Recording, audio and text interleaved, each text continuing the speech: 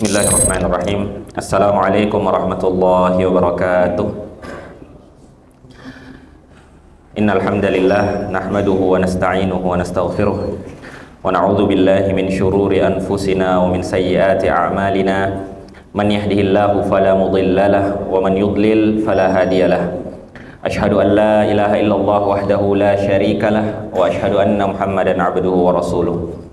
Ya ayyuhalladzina amanu taqullaha haqqa tuqatih wa la tamutunna illa wa antum muslimun.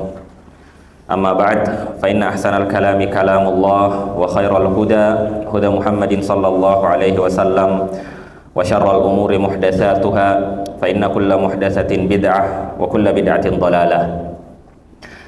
Bapak-bapak dan ibu-ibu sekalian, a'azani Allah wa iyyakum. Alhamdulillah, kita bersyukur kepada Allah Subhanahu wa taala yang senantiasa memberikan kita begitu banyak nikmat sehingga pada siang hari ini kita bisa hadir melaksanakan salah satu kewajiban kita, yaitu salat zuhur secara berjamaah. Kemudian salawat serta salam atas junjungan kita Nabiullah Muhammad sallallahu alaihi wasallam, kepada keluarga beliau, kepada para sahabat beliau, dan semoga sampai kepada kita semua dan seluruh kaum muslimin yang berpegang teguh dengan sunnah beliau. Kita lanjutkan pembahasan kita dari kitab Manhajus Salikin, dan terakhir kita telah membahas 2/3 dari bab sifatis shalah, pembahasan tentang tata cara salat yang diajarkan oleh Nabi sallallahu alaihi wasallam. Dan insya Allah pada pertemuan kali ini kita akan selesaikan bab ini. Namun sebelum itu kita murojaah dengan cepat dari awal pembahasan bab, ketika penulis mengatakan annahu qal sallu kama ra'aitumuni usalli, bahwasanya Nabi sallallahu alaihi wasallam bersabda, salatlah kalian sebagaimana kalian melihat aku salat.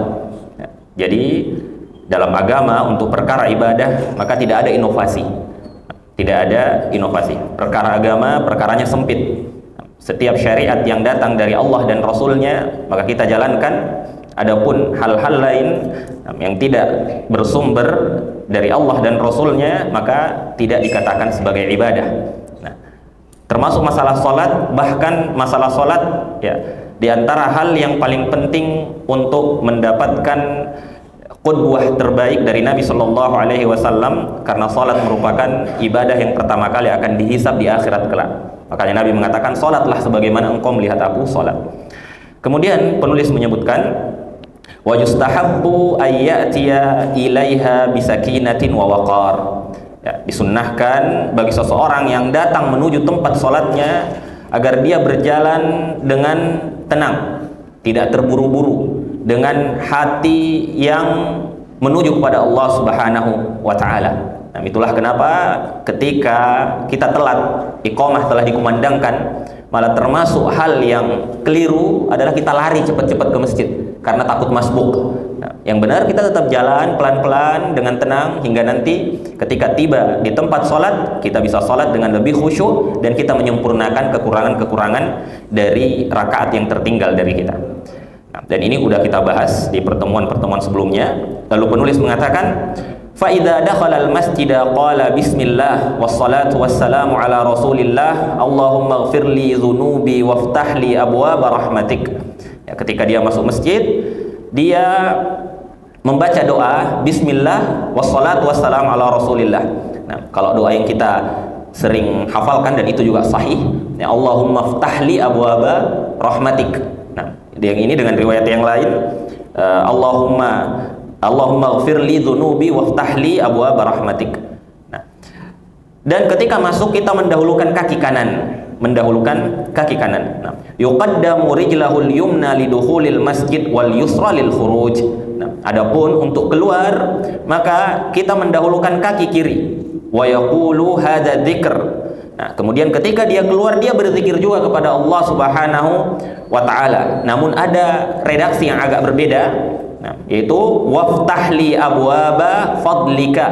atau kalau yang sering kita baca bismillah wassalatu wassalamu ala rasulillah Allahumma inni as'aluka min fadlik, itu juga sahih dari Nabi sallallahu alaihi wasallam. Intinya masuk masjid kita berdoa, lalu masuk dengan kaki kanan, keluar masjid kita berdoa, lalu keluar dengan kaki kiri, sehingga bukan hanya ketika bangun tidur kita berdoa, sebelum tidur kita berdoa, dan itu bukan ibadah. Terlebih lagi ketika kita masuk ke tempat ibadah, maka doa-doa, adab-adab itu lebih penting lagi untuk diperhatikan, ya. Karena ada sebagian orang yang ketika tidur dia nggak pernah ketinggalan doa, dan itu bagus. Namun ketika datang ke rumah Allah, ya serampangan saja, masuk nggak berdoa, masuk nggak tahiyatul masjid dan seterusnya. Padahal ini lebih pantas lagi untuk kita berikan, atau tempat ini lebih pantas untuk kita berikan adab-adab yang utama. Kemudian penulis melanjutkan, fa idza qama ila sholati qala Allahu akbar. Nah, ini bagian yang juga sudah kita bahas panjang. Setelah dia berniat, syarat-syarat salat sudah terpenuhi, dia sudah menghadap kiblat, maka dia membaca takbiratul ihram, Allahu akbar, dengan lafaz yang benar, Allahu akbar. Nah, wa yarfa'u yadayhi ila hadwi mankibaihi au ila syahmati udhunai, sembari dia mengangkat kedua tangannya sejajar dengan kedua pundaknya, dengan telapak tangan menghadap kiblat, atau sejajar dengan daun telinganya. Nah, jadi dua cara, bukan dengan menghadapkan telapak tangan diri ke pipi, bukan juga dengan menghadap ke bawah. Sebagian orang ya seperti ini, Allahu akbar, itu keliru, dan ini juga sudah kita bahas. Dan bacaan Allahu Akbar itu yang rukun, itu yang nggak boleh salah. Adapun mengangkat tangan ini sunnah. Nah, dan sekali lagi, ketika kita mengatakan ini hanya sunnah, bukan berarti dia mau ditinggalkan, bukan. Namun dia tidak berkaitan dengan sah tidaknya sholat. Ada orang nggak angkat tangan, dia langsung Allahu Akbar, ya sholatnya sah, namun dia rugi. Nah, sholatnya meninggalkan salah satu sunnah yang utama. Jadi dia membaca Allahu Akbar dengan benar sembari mengangkat tangan. Nah, kemudian penulis menyebutkan kapan kita mengangkat tangan dalam sholat. Dalam sholat kita mengangkat tangan 4 kali, yaitu inda takbiratul ihram, tadi pas masuk sholat takbiratul ihram, dan ini takbir rukun, nggak boleh salah sama sekali. Mengangkat tangan di situ, wa indar ruku'i wa indar raf'i minhu wa indal qiyami minat tasyahhudil awal. Yang kedua, ketika mau ruku, angkat tangan, Allahu Akbar, dan ini udah takbir wajib, ucapannya takbir wajib, gerakannya sama, sunnah. Lalu dia mengangkat tangan ketika sami Allahu liman hamidah, posisinya semuanya sama. Nah, bukan sami Allahu liman hamidah, sami Allahu liman hamidah. Kemudian ketika bangkit dari tasyahud awal, dia angkat tangannya lagi, Allahu Akbar. Jadi nggak setiap rakaat kita angkat tangan, cuma takbiratul ihram, kemudian ruku, bangkit dari ruku, dan bangkit dari rakaat kedua. Nah, bangkit dari tasyahud awal, ya. Dan selain takbiratul ihram, takbir-takbir yang lain tadi hukumnya wajib, dan mengangkat tangannya adalah sunnah. Nah, kemudian penulis mengatakan, kama sahhat bidzalikal ahadits wa Nabi sallallahu alaihi wasallam. Beliau menyebutkan bahwasanya tentang angkat tangan ini hadisnya sahih semuanya. Wa yadau yadahu al-yumna ala al-yusra fawqa surratihi aw tahtaha aw ala sadrihi. Nah, di sini penulis menyebutkan yang pertama tentang posisi peletakan tangan, dan ini sahih bahwa tangan diletakkan, tangan kanan di atas tangan kiri. Ya, dia genggam atau dia letakkan di sini saknya. Nah, bukan di sini ya. Ya, Allahu Akbar, ini keliru. Di sini atau dia genggam, dan ini hadisnya sahih. Lalu beliau menyebutkan semua pendapat ahli sunnah wal jamaah tentang posisi peletakannya di mana. Nah, beliau mengatakan yang pertama, beliau sebutkan pendapat mu'tamad di mazhab yang beliau bahas, karena Syekh As-Sa'di, penulis kitab ini, guru dari Syekh Shalih Al-Utsaimin dan ulama-ulama Saudi lainnya. Nah, beliau mensyarah kitab, menjelaskan kitab ini sesuai mazhab Hambali. Jadi beliau sebutkan dulu pendapat mazhab, yaitu diletakkan di bawah pusar, atau di atas pusar, atau di dada. Dan 3 hal ini, nah, semuanya pendapat Imam Ahmad bin Hambal, bawah, tengah, dada. Nah, dan semuanya hadisnya dhaif menurut beliau, sehingga beliau memilih yang paling sering dilakukan adalah di bawah pusar menurut beliau. Dan di sini ada khilaf yang panjang di kalangan para ulama, yang intinya perkaranya perkara luas untuk masalah peletakan tangan. Nah, masalah peletakan tangan. Jadi banyak ulama ahli hadis di kalangan salaf yang mendhaifkan hadisnya, lalu Imam Syafi'i mensahihkan, lalu belakangan ada Syekh Al-Albani juga mensahihkan hadis dada. Dan intinya peletakan tangan ini perkara yang wasi', perkaranya luas. Kita meyakini yang mana maka kita amalkan. Ya. Nah, di sini beliau sebutkan setelah peletakan tangan mulailah kita masuk ke bacaan-bacaan salat. Nah, selain takbiratul ihram. Nah, wa yaqul, setelah dia sudah takbir, letakkan tangannya, mengarahkan pandangannya ke arah sujud. Dia membaca subhanakallahumma wa bihamdika wa tabarakasmuka wa ta'ala jadduka wa la ilaha ghairuk. Dia baca doa istiftah. Au ghairahu minal istiftahatil waridati anin nabi sallallahu alaihi wasallam. Dia baca doa tadi subhanakallahumma wa bihamdik, dan ini diantara doa paling sahih. Nah, untuk bacaan istiftah diamalkan oleh banyak sahabat-sahabat kibar. Nah, itulah kenapa ini yang pertama diangkat. Atau dia baca doa istiftahat yang lain. Ada banyak doa iftitah atau istiftah yang lain. Allahu akbar kabira, walhamdulillahi katsira, subhanallahi bukratan wa asila. Sampai situ, enggak disambung. Atau dia baca Allahumma ba'id baini wa baina khataayaya, dan seterusnya. Nah, atau bacaan istiftahat yang lain yang sahih dari Nabi sallallahu alaihi wasallam. Lalu dia membaca ta'awudz, summa yata'awwadzu wa yubasmil, sekaligus membaca bismillah. Tiga hal ini dibaca sir.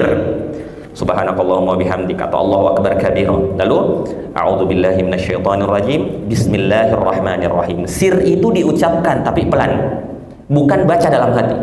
Bahkan nggak sedikit para ulama yang menyebutkan orang yang baca dalam hati mulai dari takbir, Al-Fatihah dan seterusnya, sholatnya nggak sah karena dia nggak membaca.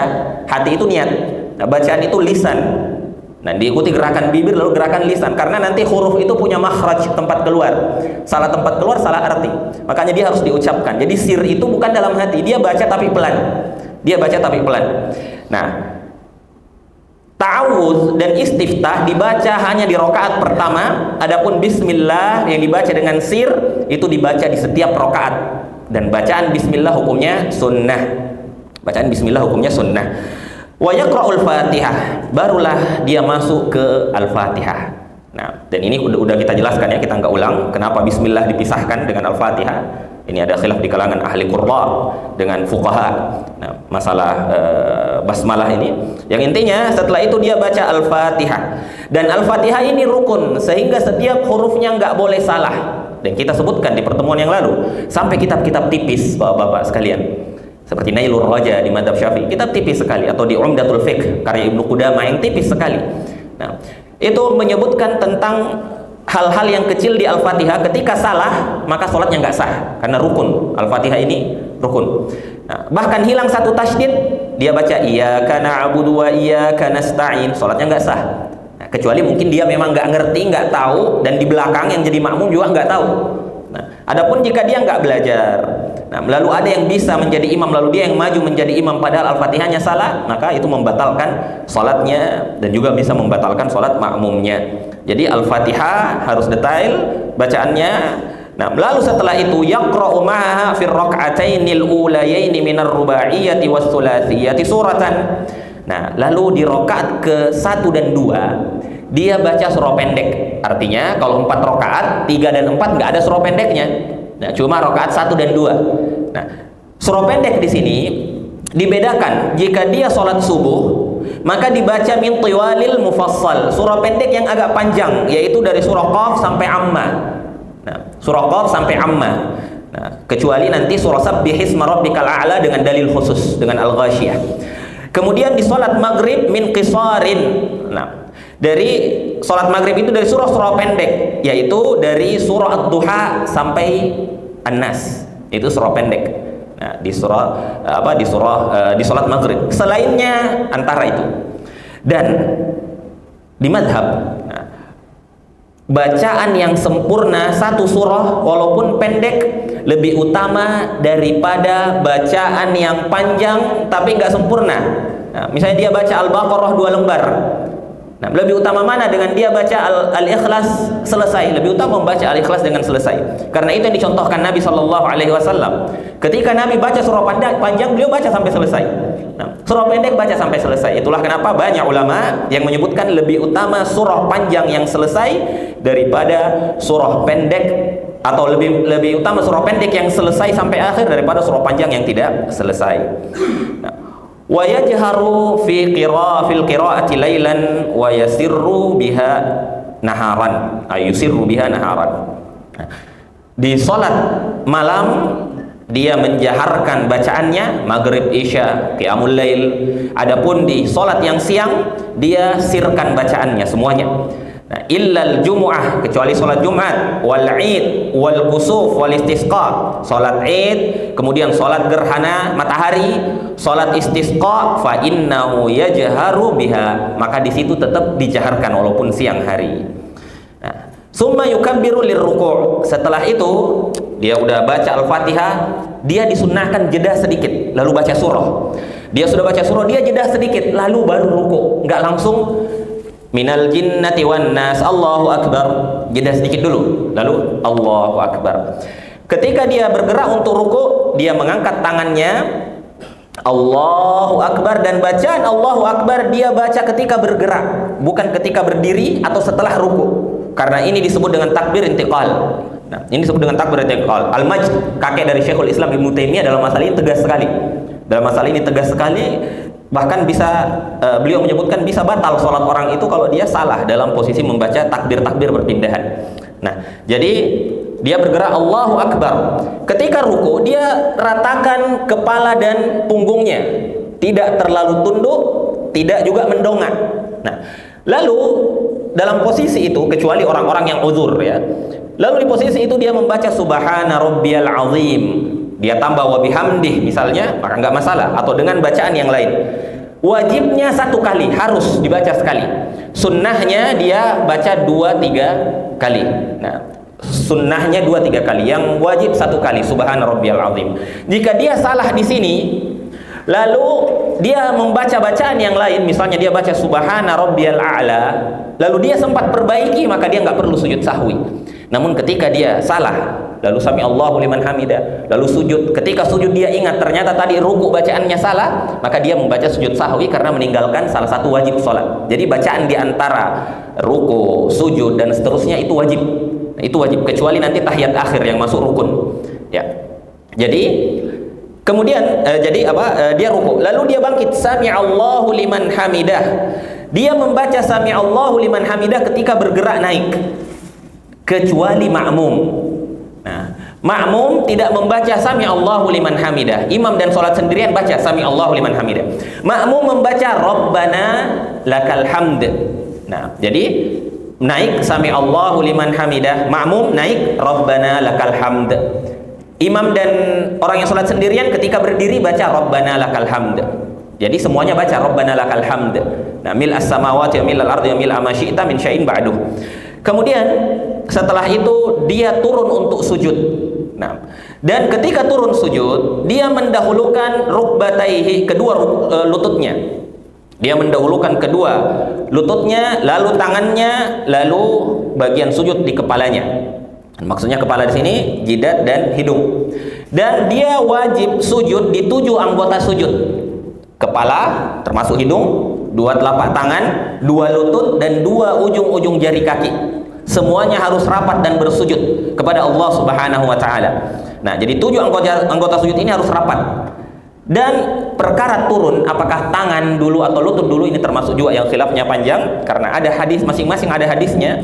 Namun yang dikuatkan oleh jumhur, termasuk para ahli hadis, dan dibahas dengan sangat baik oleh Ibnu Qayyim al-Jauziyah diantaranya, bahwa hadis yang lebih kuat adalah lutut terlebih dahulu. Lutut terlebih dahulu, dan khilaf di sini juga bukan masalah sah tidak, tapi masalah afdoliyat. Jadi yang tangan terlebih dahulu juga tidak mempengaruhi keabsahan sholatnya sama sekali. Dan ini khilafnya khilaf tanawu ya di dalam perbedaan pendapat Ahlus Sunnah wal Jamaah. Ya. Kemudian, nah di sini kita pembahasan terakhir kita di pertemuan yang lalu. Dia sudah sujud. Ya, kita masuk pembahasan baru. Ya, tinggal sedikit ya pembahasan baru. Dia sujud, baca subhana rabbiyal a'la, subhana rabbiyal a'la, subhana rabbiyal a'la. Wajibnya sekali. Nah, sama, seandainya dia salah baca dan nggak sempat baca yang benar, nanti dia sujud sahwi. Nah, itulah kenapa kadang imam sujud sahwi makmum nggak tahu, lalu makmumnya nggak ikut, dan itu salah. ketika imam sujud sahwi, makmum ikut aja. Kadang ada hal-hal yang mana imamnya sendiri yang salah, makmum nggak tahu kalau imamnya salah. Jadi cukup ikut saja. Nah, setelah itu dia bangkit, Allahu Akbar, duduk di antara dua sujud. Dia baca Rabbighfirli, Rabbighfirli. Nah, dia baca 2 atau 3 kali Rabbighfirli. Kemudian saat duduk dia letakkan kedua tangannya di atas pahanya. Nah, kemudian dia turun lagi, Allahu Akbar, sujud persis dengan bacaan tadi. Lalu dia bangkit dari sujudnya tanpa duduk istirahat. Nah, ini akhir pembahasan kita di pertemuan yang lalu. Dia bangkit dengan bertumpu, disebutkan oleh penulis, dengan bertumpu menggunakan ujung-ujung jari kakinya, dan dia letakkan kedua tangannya di pahanya. Jadi tidak duduk istirahat dan bukan bertumpu dengan tangan. Nah, ini juga pendapat jumhur ulama, mayoritas ulama yang mengesampingkan dari hadis Malik bin Huwairis. Ya, jadi duduk istirahat itu hadisnya sahih dari sahabat yang mulia Malik bin Huwairis. Namun hadisnya ini diriwayatkan oleh sahabat ini, dan ini sahabat junior, ketika Nabi sudah tua.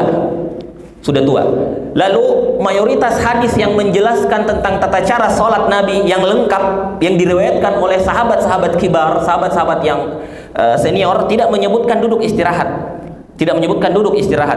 Sehingga, dan ini perkara sholat, perkara zahirah yang nampak setiap hari, yang dijelaskan dengan detail oleh para sahabat, sampai gerakan jenggot Nabi dijelaskan. Nah, sehingga jumhur ulama menjadikan hadis Ibnul Huwairis untuk hajat. Maksudnya, orang duduk istirahat ketika dia ada hajat. Dia sudah tua, sebagaimana Nabi SAW duduk istirahat ketika beliau sudah tua, sudah nggak kuat langsung berdiri. Beliau istirahat dulu, duduk, lalu bertumpu dengan tangannya. Nah, atau naik ke atas dengan bertumpu. Nah, karena tadi yang langsung naik itu kalau bisa, Bapak-bapak. Kalau enggak ya bertumpu, nggak masalah. Ini bukan perkara nanti kalau saya bertumpu gimana, ya nggak masalah bertumpu dengan tangan. Bahkan kadang orang dia nggak bisa kecuali bertumpu sedikit ke belakang, nggak bisa kalau ke depan, ya nggak apa-apa. Karena dia mampu melakukan nggak mampu melakukan yang utama. Nah, dia bangkit dan tidak duduk istirahat. Kecuali dia ada hajat untuk itu, dia sakit atau dia sudah tua, maka dia duduk istirahat. Nah, dan sebagian ulama menggunakan hadis Malik bin Huwairis sebagaimana mestinya, maksudnya tetap menjadikannya menjadi bentuk sholat Nabi, yang mana duduk istirahat termasuk sunnah. Nah, di antaranya Syekh Al-Albani rahimahullahu ta'ala.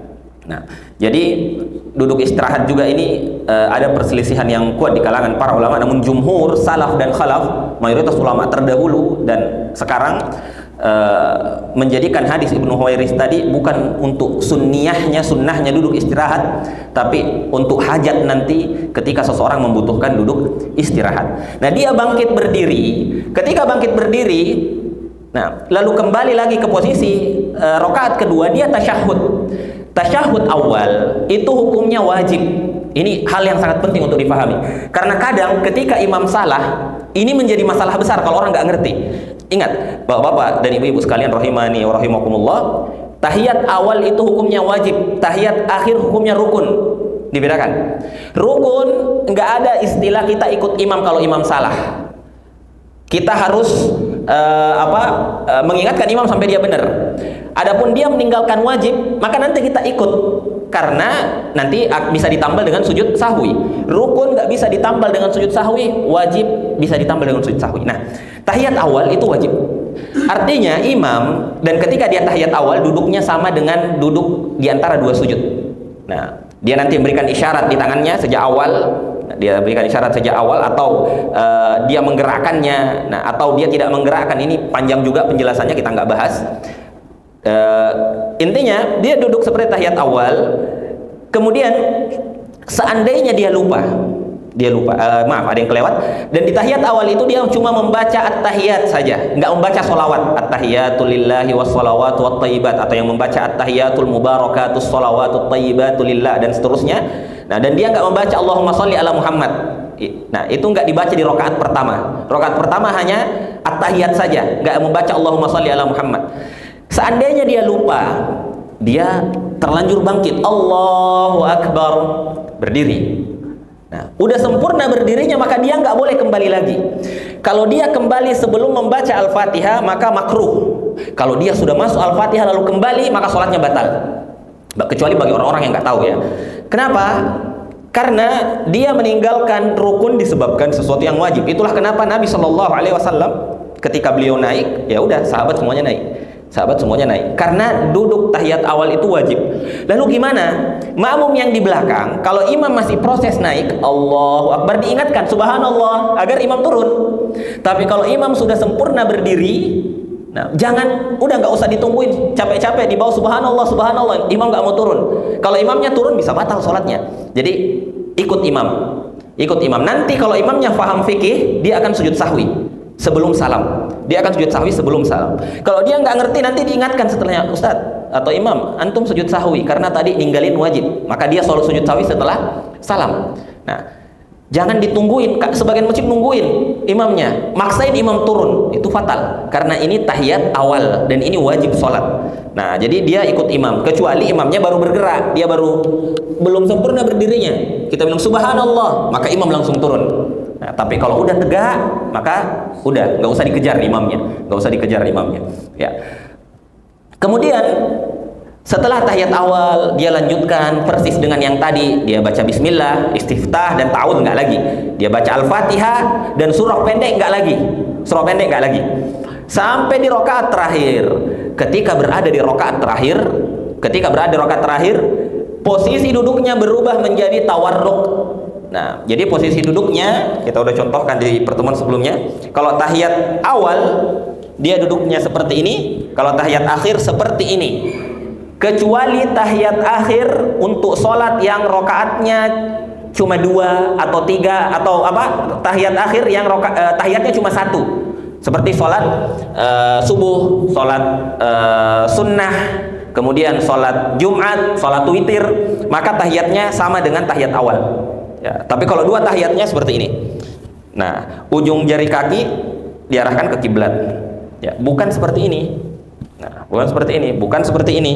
Ya, kecuali orang-orang yang biasanya punya penyakit apa di jarinya, atau dia apa memiliki postur badan yang nggak bisa duduk seperti itu, maka nggak apa-apa, maka nggak masalah duduk seperti tadi. Nah, di tahiyat akhir dia membaca at-tahiyat lagi, tapi dia tambah sholawat. Nah, at-tahiyatu lillahi was-shalawatu wat-thayyibat. Assalamu alayka ayyuhan nabiyyu warahmatullahi wabarakatuh. Assalamu alayna wa ala ibadillahi sholihin. Asyhadu an la ilaha illallah wa asyhadu anna Muhammadan abduhu wa rasuluh. Lalu dia baca Allahumma salli ala Muhammad wa ala ali Muhammad kama sallaita ala ali Ibrahim innaka Hamidum Majid. Dan di sini ada beberapa riwayat ya tentang bacaan, apakah ada Ibrahimnya atau ali Ibrahim, itu semuanya sahih. Nah, sampai nanti dia selesai innaka Hamidum Majid. Setelah itu dia berdoa. Nah, dia berdoa. Dia membaca doa yang paling utama. Dia baca pertama, Allahumma inni a'udzubika min adzabi jahannam wa min adzabil qabri wa min fitnatil mahya wal mamati wa min syarri fitnatil masiihid dajjal. Ini diusahakan dihafal Bapak-bapak. Doa yang sangat indah, dibaca di dubur salat, di ujung salat, yang mana doa yang mustajabah itu diantaranya di ujung salat. Kita berlindung kepada Allah dari fitnah dunia, fitnah kehidupan, fitnah kematian, fitnah dajjal. Nah, fitnah dajjal, fitnah yang paling besar yang menimpa umat ini, nah, yang ditakuti oleh semua nabi. Kita baca berulang itu agar kita terlindung dari fitnah dajjal. Nah, lalu dia tambah dengan doa lain, nggak apa-apa. Di antara doa yang dibaca oleh Nabi Shallallahu Alaihi Wasallam di akhir salatnya adalah Allahumma inni a'udzubika an uradda ila ardhalil umur. Ya Allah, aku berlindung kepadamu untuk dikembalikan di usia tua renta. Jadi kita biar nggak pikun di masa tuanya, biar di masa tua kita nggak menyusahkan orang. Nah, itu diantara doa yang dibaca oleh Nabi Shallallahu Alaihi Wasallam, dan doa-doa seperti ini diusahakan dihafal. Lalu setelah itu dia membaca salam, dan ini hukumnya rukun juga. Assalamualaikum warahmatullah. Assalamualaikum warahmatullah. Tolehan ke kanan itu lebih biasa dibandingkan tolehan ke kiri. Tolehan ke kiri itu lebih maksimal. Sebagaimana dalam riwayat yang disebutkan oleh para sahabat, beliau kalau menoleh ke kiri itu janggut beliau lebih terlihat. Artinya tolehan ke kanan biasa, Assalamualaikum warahmatullah, ke kiri lebih maksimal. Nah, Assalamualaikum warahmatullah. Dalam riwayat ditambahkan wabarakatuh. Ya, Assalamualaikum warahmatullah, dalam riwayat ditambahkan wabarakatuh. Nah, setelah itu pada saat itu dia nggak perlu buka tangannya kanan kiri, cukup seperti itu. Nah, selesai dia baca assalamualaikum warahmatullah, assalamualaikum warahmatullah. Nggak usah dia buka seperti ini latah mengikuti orang-orang. Katanya buka pintu surga, nggak tahu ini buka pintu neraka. Saya pernah dapatkan orang seperti itu. Akhirnya karena dia, oh iya ya buka pintu neraka kalau dua, jadi satu aja jadinya. Itu berlogika ya dengan ibadah. Padahal nggak boleh. Itu nggak usah dilakukan. Ya. Kemudian selesailah sholatnya dan yang pertama dia lakukan adalah membaca istighfar. Sebagian ulama mengatakan dia bertakbir, ada khilaf. Namun dia membaca istighfar, dan yang jangan ditinggalkan setelah salam itu, bapak-bapak, jangan sampai ketinggalan baca ayat kursi. Pahalanya besar sekali. Setelah sholat kita baca ayat kursi. Nah, lalu dia baca 3 qul. Lalu dia bertasbih subhanallah, alhamdulillah, Allahu akbar masing-masing 33 kali. Masing-masing 33 kali. Kalau buru-buru, saya buru-buru, boleh sambil jalan. Kalau enggak, ini langsung mau kerja, dia bisa baca 10 kali sebagaimana dalam hadis Aisyah. Enggak 33, 10 karena lagi buru-buru. Kalau benar-benar ini langsung mau segera nih, ayat kursi jangan sampai ketinggalan. Nah, ayat kursi jangan sampai ketinggalan. Dan zikir-zikir sholat itu panjang, banyak, dan nggak sesulit dengan yang bapak-bapak dan ibu-ibu sering dengarkan di masjid. Yang ini banyak banget bacaannya, nggak sebanyak itu. Memang ada yang agak panjang seperti la ilaha illallah wahdahu la syarika lah, lahul mulku wa lahul hamdu, yuhyi wa yumiitu wa huwa hayyul la yamut. Nah, biyadikal khair wa ala kulli syai'in qadir, dan seterusnya. Ada beberapa bacaan yang agak panjang, namun nggak sepanjang yang kadang dibaca oleh imam yang kita dapatkan. Nah, ringkas, semuanya bisa hafal, dan pahalanya luar biasa. Pahalanya besar. Nah, pahalanya besar. Lalu setelah itu, nah dia bisa berpindah tempat untuk melaksanakan sholat sunnah, atau tetap sholat sunnah di tempatnya. Karena yang berpindah itu yang disebutkan oleh Nabi, orang yang tidak memisah, disebutkan oleh para ulama, orang yang tidak memisahkan antara sholat sunnah dan sholat wajib. Ya, kalau sholat sunnah dan sholat wajib nggak dipisahkan, langsung mau berdiri sholat sunnah karena buru-buru, maka pindah sedikit. Tapi setelah dia berzikir misalnya dan seterusnya, dia nggak perlu pindah, di tempatnya pun tidak mengapa. Nah, dan tempatnya akan bersaksi beberapa kali di akhirat nanti atas ibadah yang dia lakukan. Nah, itu akhir dari pembahasan kita dari pembahasan sifat salat. Nah, insya Allah di pertemuan yang akan datang kita masuk ke bab arkanus shalah wa wajibatuhu. Nah, jadi dipecah lagi. Di tadi pembahasan salat kita udah sebutkan rukun dan wajib, tapi dipecah dengan lebih rinci di pertemuan yang akan datang, mana saja yang termasuk wajib-wajib dan mana yang rukun. Kenapa? Karena nanti akan berkaitan erat dengan bahasan sujud sahwi. Seseorang yang nggak mengerti rukun dan wajib, maka dia akan kesulitan menentukan ini sujud sahwinya gimana. Nah, apakah disyariatkan sujud sahwi sekarang atau tidak. Nah, makanya akan dibahas secara terpisah dari bab sifatus shalah. Itu pembahasan kita, Bapak-bapak. Ini saya agak luas bahasnya karena kita tadi selesai sholat jam 1 lewat. Jadi agak panjang, masih setengah 12 kita udah selesai, setengah jam pembahasan. Mungkin ada pertanyaan 1 atau 2 sebelum kita cukupkan. Dipersilahkan. Ya, silahkan. Ya.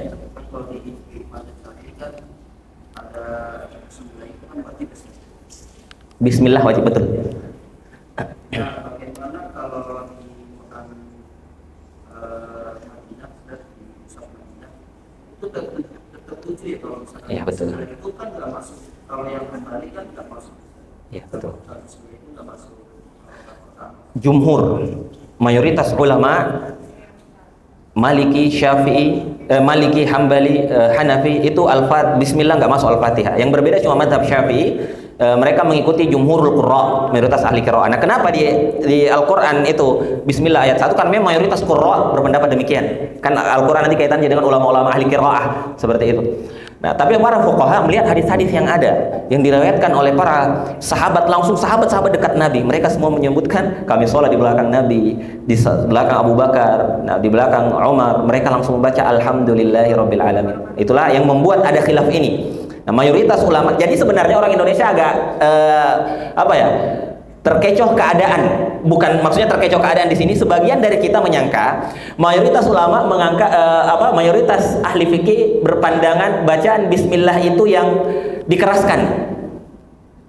Memang ada pendapat demikian, pendapat Syafi'i, salah seorang ulama ahlus sunnah, nasirus sunnah, bahkan ulama yang luar biasa. Nah, namun sebenarnya mayoritas fuqaha itu malah berpendapat sebaliknya. Al-Fatihah itu, Bismillah itu bukan bagian dari Al-Fatihah, tapi tetap dibaca. Nah, sunnah. Artinya kalau nggak dibaca sholat tetap sah. Nah, itulah yang saya bahas di pertemuan yang lalu, termasuk ungkapan yang keliru. Orang mengatakan nggak apa-apa dikeraskan Al-Fatihah atau disirkan. Yang salah itu nggak baca Al-Fatihah. Nah itu sebenarnya keliru juga. Nggak baca Al-Fatihah bagi yang mengatakan maaf, yang salah itu nggak baca Bismillah. Nah sebenarnya nggak baca Bismillah sholatnya juga tetap sah menurut jumhur, mayoritas. Imam Malik, Imam Darul Hijrah ya, yang tinggal di Madinah, Imam Abu Hanifah di Kufah, kemudian ada Imam Ahmad bin Hambal rahimahumullahu jami'an. Nah, jadi memang khilafnya di sini ya biasa ya, namun jumhur ulama sebenarnya bacaan bismillah itu tidak dikeraskan. Nah, mayoritas. Nah, tapi memang di Indonesia karena mayoritas kita Indonesia sih mayoritas secara umum di Indonesia itu Syafi'i, lalu Hambali. Syafi'i itu diwakili Nahdlatul Ulama, itu Syafi'iyah lebih tepatnya. Kemudian di yang mengikuti mazhab Hambali kebanyakan kayak Salafiyin, kemudian seperti Muhammadiyah banyak pendapatnya dari Hanabilah, walaupun nggak semua, banyak yang tarjih juga. Kemudian seperti Persis juga, walaupun nggak semua juga. Cuma memang yang di Indonesia yang ketika diamalkan masih aman dalam tanda kutip, nggak bikin orang ribut ya mazhab Syafi'i dan mazhab Hambali. Kalau Maliki bawa di sini, apalagi Hanafi, aduh ribut karena memang cara ibadahnya dengan kita agak aneh. Tapi sekali lagi khilaf di kalangan para ulama itu nggak banyak. Rata-rata kebanyakannya itu sama. Cuma memang ada khilaf-khilaf yang kadang khilaf-khilaf ini sering diangkat karena mungkin karena memang yang perlu dibahas, didialogkan, didiskusikan ya khilaf itu. Kalau yang sepakat udah nggak dibahas lagi. Jadi orang kadang menyangka kenapa sih para imam ini berbeda pendapat? Ya, mereka berbeda pendapat karena beberapa sebab. Di antaranya mereka berbeda dalam pensahihan hadis. Kayak tadi meletakkan tangan itu mereka berbeda dalam pensahihannya, dan mereka para ahli hadis semuanya. Kemudian mereka berbeda dalam memahami dalalah hadis. Ini maksudnya wajib atau cuma sunnah ya? Karena hadisnya gini tapi Nabi kayak gini. Jadi memang khilafnya di situ. Tapi mayoritasnya mereka sama. Nah, nanti bedanya di perkara-perkara ringan yang nggak berkaitan langsung dengan keabsahan suatu ibadah, kecuali beberapa hal seperti masalah perwalian dalam mazhab Hanafi misalnya. Ya, Allahu a'lam. Kita cukupkan, ya. Ya. Kalau orang yang baik, apakah dia batal atau dia Nah, bagus pertanyaannya. Tadi kita nggak detailkan di situ ya. Jadi orang yang lupa tahiyat awal, kalau sengaja langsung batal sholatnya. Pada saat itu juga dia buru-buru udah berdiri aja batal sholatnya. Tapi kalau dia lupa maka sholatnya nggak batal. Dan kesalahan ini bisa ditambal. Ditambal artinya dia nggak perlu ngulang apapun, cukup sujud sahwi. Nah, dia lupa nih tahiyat awal berdiri. Pas udah berdiri di belakang udah bilang subhanallah, dia saya lupa tahiyat awal, udah lanjut aja. Nanti dia sebelum salam sujud 2 kali. Nanti ada pembahasan tentang sujud sahwi. Nah, 2 kali lalu salam. Nah, seandainya dia ingatnya setelah salam baru dikasih tahu, tadi Bapak nggak tahiyat awal, maka dia sujud sahwi pas sudah dikasih tahu. Nah, langsung sujud sahwi, kecuali jedanya sudah lama, udah keluar masjid. Nah, udah keluar masjid, tadi kayaknya nggak sujud sahwi. Akhirnya baru ngomong semua iya. Tadi nggak tahiyat awal. Baru semuanya ngomong. Tadi pada ragu semua. Iya. Padahal jedanya udah lama. Imam udah keluar masjid. Maka sujud sahwi di sini gugur dan sholatnya tetap sah. Kecuali Syekhul Islam Ibnu Taimiyah berpendapat dia tetap wajib sujud sahwi. Kembali lagi loh sujud sahwi. Itu pendapat Syekhul Islam Ibnu Taimiyah. Namun mayoritas mengatakan udah gugur kewajibannya. Nah, itu bedanya wajib dan rukun. Tapi kalau rukun, Pak, Bapak lupa. Contoh, lupa Al-Fatihah tadi di rakaat pertama. Ingat setelah salam. Nah, langsung sujud sahwi.